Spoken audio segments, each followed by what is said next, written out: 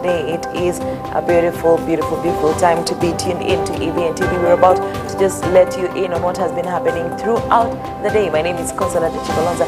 I do hope you're going to tarry with me till the very end.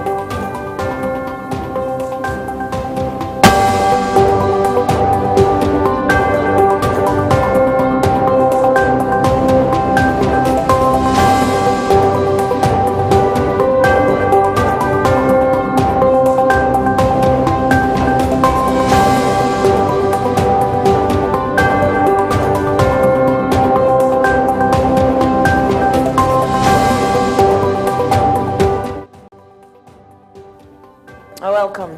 Public participation on the impeachment motion against the Deputy President Rigathi Gachagua entered its second day with less enthusiasm across the country as compared to yesterday on Friday. In Nyeri County, Mr. Gachagua's place of birth, a small number of locals stand up to give their views. A spot check across the county's constituencies revealed a heavy police presence at the public forums, underscoring the gravity of the situation. In Othaya, anti-riot police officers surrounded the office of MP Wambugu Wainaina, where the discussions were held. According to one of the government officials coordinating the exercise, the low turnout could be attributed to most residents having participated already on the first day.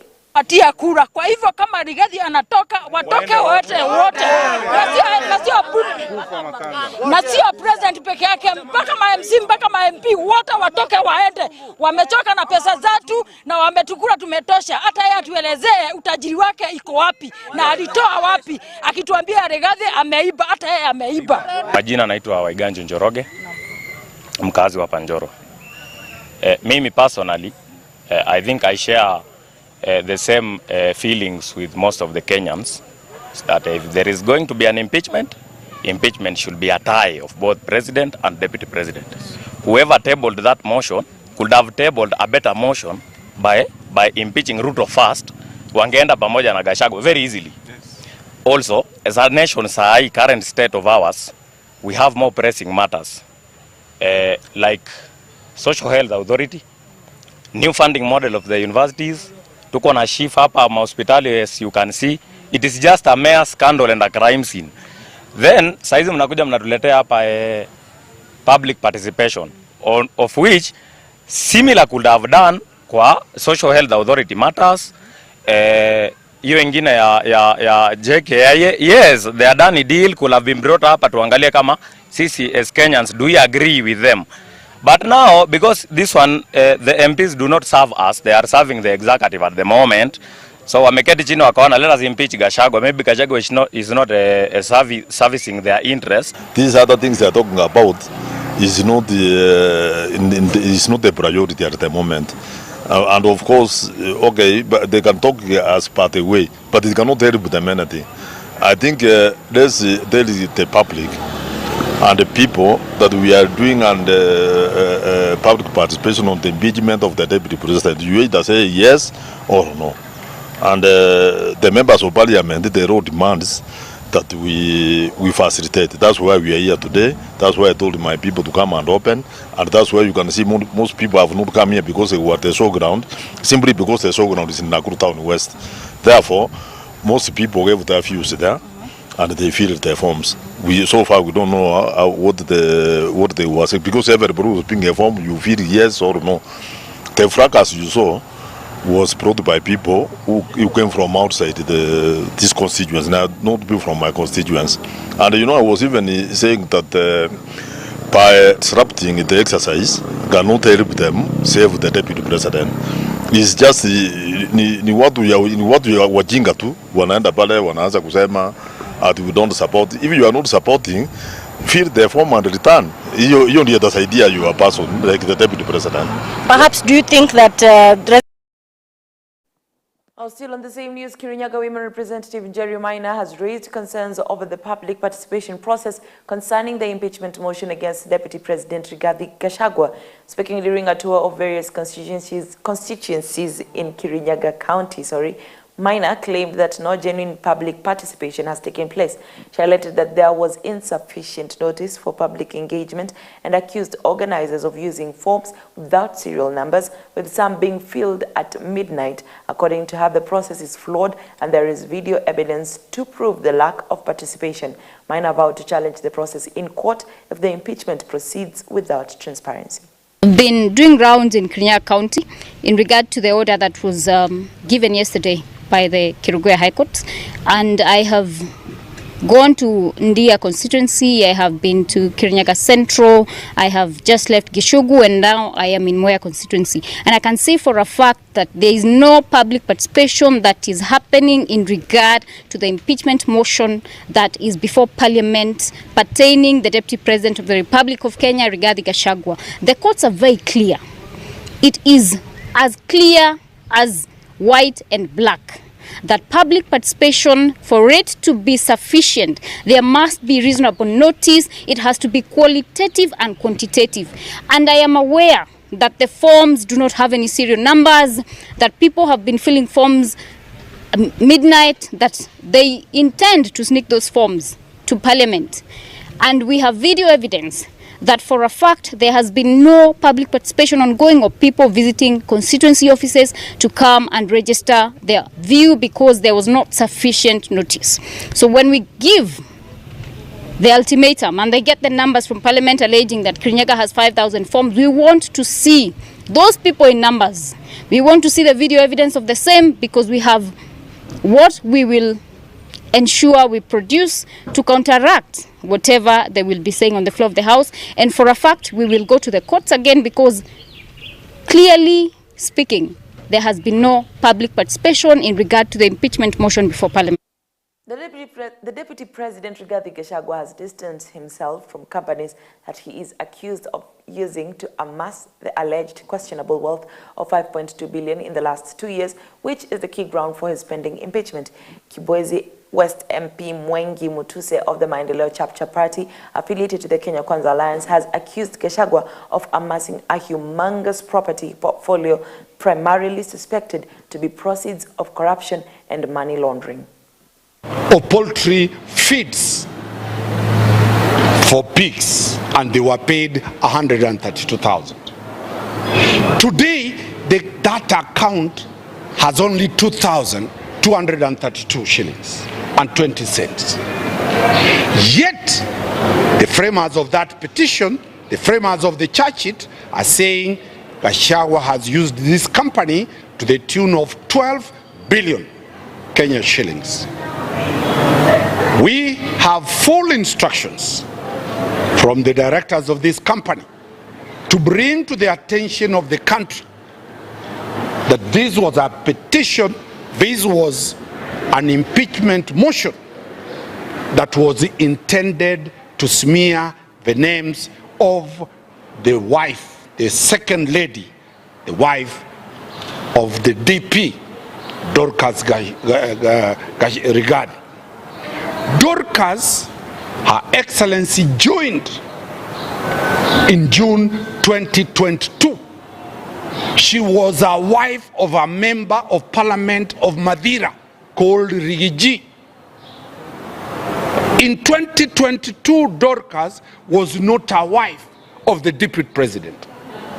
The Deputy President was a mere member of Parliament. The transaction was done long before Dorcas joined. The transaction was done by Waiganjo as the sole director. We have attached the CR12. The children joined later. The company, when the company has been in operation, the Deputy President was sworn in after the elections of August 2022. On 13th September is when Rigiji became the Deputy President. That company has not even transacted any business of 2 shillings. So Kenyans, we have brought that information to the country to show that the movers of the petition were putting a lot of emotional matters to attack the wife of the deputy president. We know very well, under Uhuru Kenyatta, nobody ever attacked the children of the then deputy president. Under Uhuru Kenyatta, nobody ever went to attack the names of the wives. Matters tabled in parliament have privileged protection. We shall seek to remove that privilege so that the family, the wife of His Excellency, the Deputy President, the children of His Excellency, the Deputy President are protected. A member of parliament, Laikipia County, Kate Waruguru, passionately defended Deputy President Rigathi Gachagua from impeachment efforts, insisting that the move is politically motivated and lacks a proper legal basis. Addressing the public, Waruguru argued that public participation in the process had been rushed with insufficient time for thorough engagement. She emphasized that parliament should focus on substantial grounds such as gross misconduct, criminal conviction, before pursuing an impeachment. Tumehudumiwa na wafanyikazi wa bunge la kitaifa, kikao ambacho kilikuwa na clerk of the Education Committee na Sergeant Etam, na tumeweza kupatiana maoni yetu kulingana na uamuzi uliofanywa na koti kule Kerugoya. Walivyosema public participation iweze kurudiwa na ifanyiwe katika eneo la bunge. Na mimi kama mpiga kura wa county ya Laikipia East constituency, nimekuja kufanya kazi yangu. Isikue tu nilisema mlima isiguzwe, lakini siku ya kiama sijapatikana.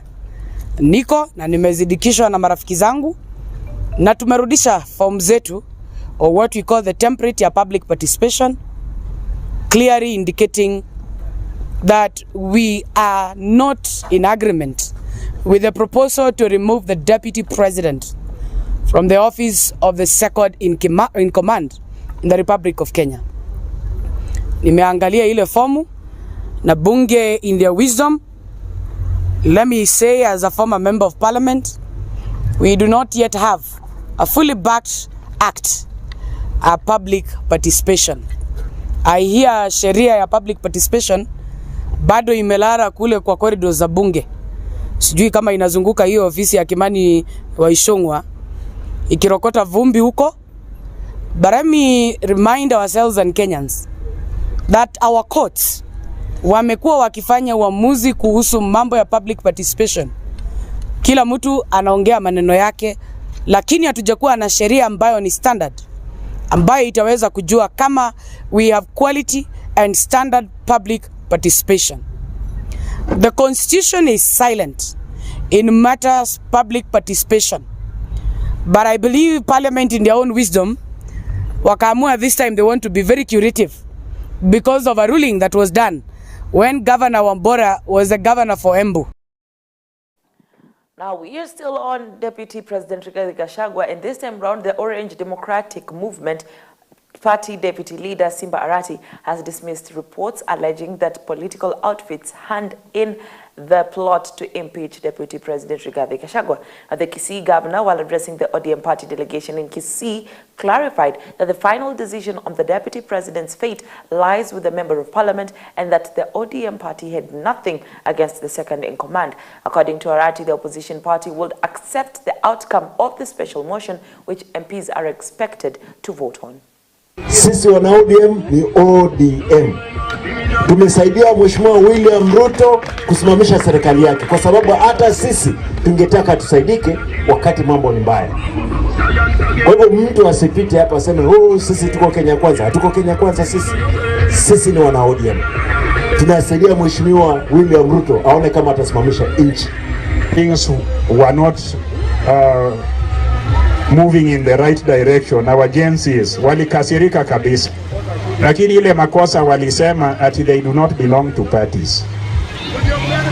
If they had just said they belong to ODM, I am sure the revolution they wanted would have taken place.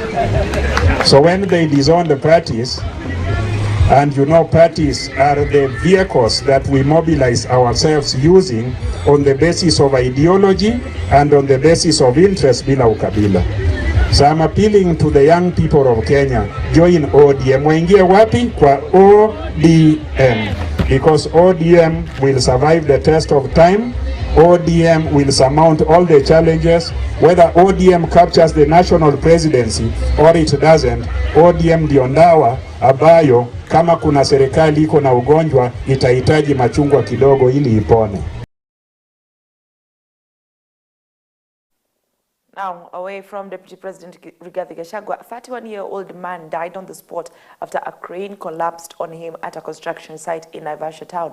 The incident that occurred left other workers shocked as they were unable to rescue the man. Police visited the site and launched investigations into the development as residents raised concerns about the operations at the construction site. The construction in question is the subject of a dispute with a section of traders protesting over forced evictions. This two-story building, whose construction started a few months ago, has seen its management open part of it to host a supermarket as construction continues, which goes against the county bylaws. Na siku ya leo tuko na huzuni, manake kuna mmoja ambaye alikuwa anafanya kazi katika hii building ameweza kupoteza maisha yake. Na hii nyumba imekuwa ikiharakishwa sana usiku na mchana, imekuwa ikifanywa kazi. Na hata nyumba yenyewe contractor, kuna ile sign ya kuwa yule ambaye anafanya hii kazi anajulikana, ama hii nyumba ni ya kujengwa na design gani ambapo inafaa kuwa imeonyeshwa na contractor. Imekuwa ikijengwa usiku na mchana, na ukiangalia hata pale mbele kuna supermarket inaendelea, lakini inaendelea nyumba ikijengwa. So tungeuliza serikali iweze kufuatilia kifo ya huyo jamaa, kulingana yeye alikuwa anatafutia watoto wake riziki, na tungeomba hata kama ni mwenye ploti aweze kuangalia familia yule jamaa, manake mahali hapo alikuwa anatafutia watoto wake unga.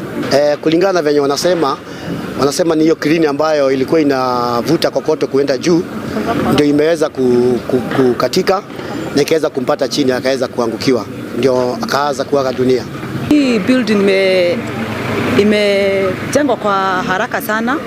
Sasa kulikuwa na jamaa alikuwa anajaga tu mjego wa kawaida, alikuwa chini. Sijui kama ni mchanga alikuwa anabeba. Sasa hiyo koroga ikatoka juu, ikamwangukia, akapoteza maisha yake. Nyumba imekuwa ikijengwa tu kawaida, lakini kama inaenda haraka sana.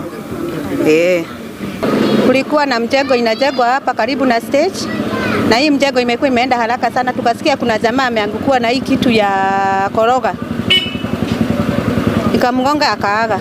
Ilikuwa ikienda kwa haraka sana, hii mtego itakaa imeharakishwa sana.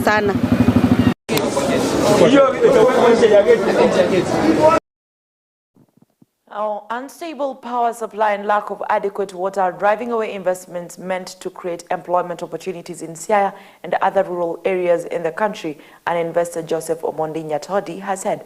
According to Nyatodi, the proprietor of Ugwe Cereals Company Limited, there is urgent need for the national and county governments to address the two issues so as to attract investments and improve lives in the rural areas. Speaking at Gobei village in North Sakwa Ward, Bondo sub-county during the official opening of a maize milling plant in the area, Nyatodi said it was expensive to rely on generators to keep the factories running. My name is Joseph Omondi Nyatodi. I'm the proprietor of Ugwe Cereal Company. Our core business is production of maize flour, which we are going to produce locally here and market in our region here.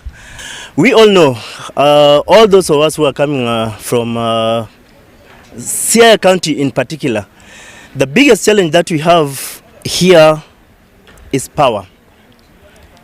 Power is the biggest challenge that we have here, which if some of our leaders can be able to take charge, I thank God right now that we have the Minister for Energy. My encouragement to him is to try and empower us as local investors so that whatever we do around here cannot stop working just because power is not working in our region here. That's the biggest challenge that we have around here.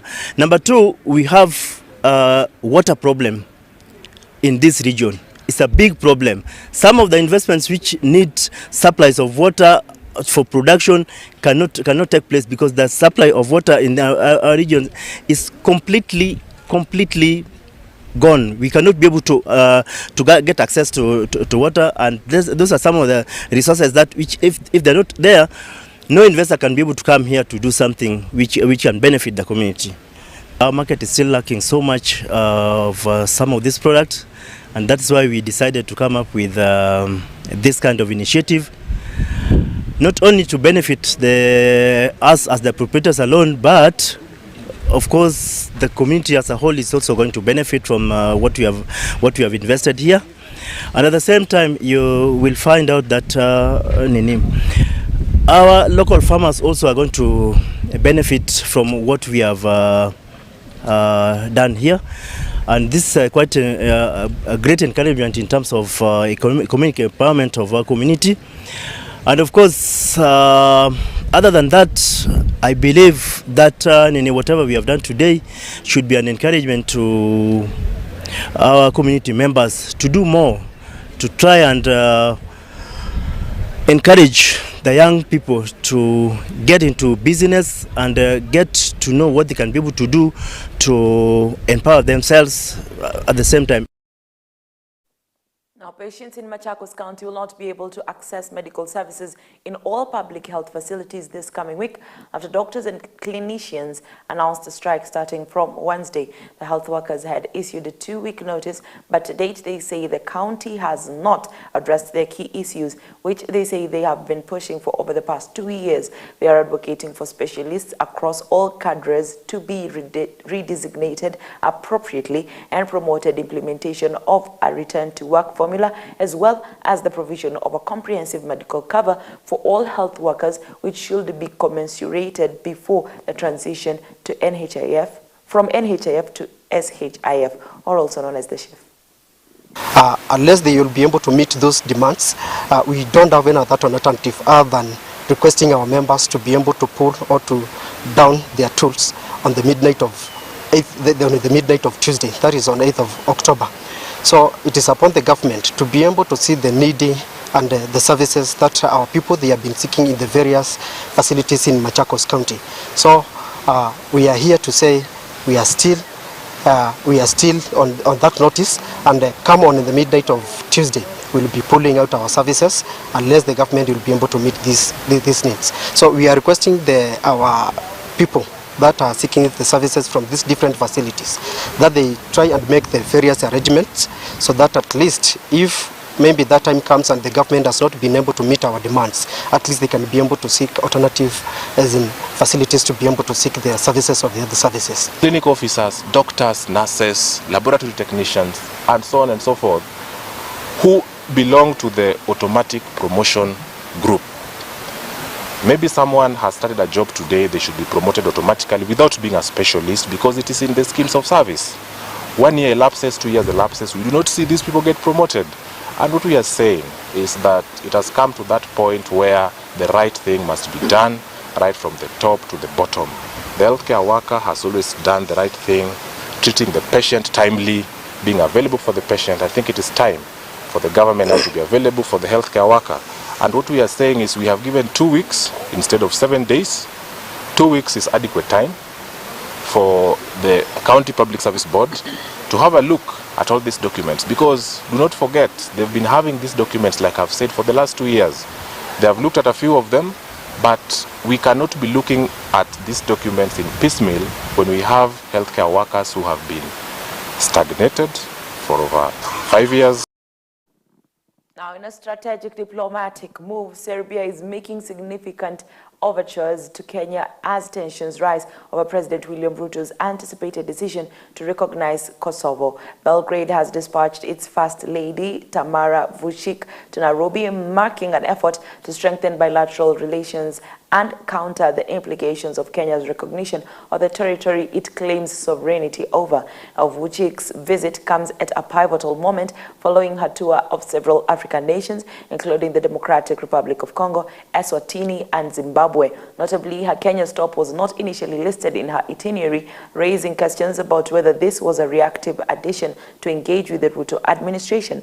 Upon her arrival, she was warmly received by Musalia Mudavadi, Kenya's top diplomat, along with the Attorney General Dorcas Oduor, an unusual welcome that highlights the serious nature of their discussions, which reportedly included Kosovo's status. Today, we are very pleased on behalf of the President of the Republic of Kenya and the Government of Kenya to receive the First Lady of Serbia, who's visiting us in Kenya. We are delighted that we've had a bit of an exchange of bilateral issues with her. Her Excellency is going to visit is within Nairobi, the Mukuru side. But before she goes there, it's important that I let you know that she has informed us that her government has committed to donate to the flood victims, because there's a recovery process. As you all know, we had an extreme drought, and then like a pendulum, we swung into the floods. And a lot of people lost their property. We also lost some lives, and some were displaced. So to help us in this recovery efforts, through the First Lady, the government of Serbia has donated 150,000 euro for this effort. And we want to express our appreciation for this effort. For your hospitality and for your warm welcome.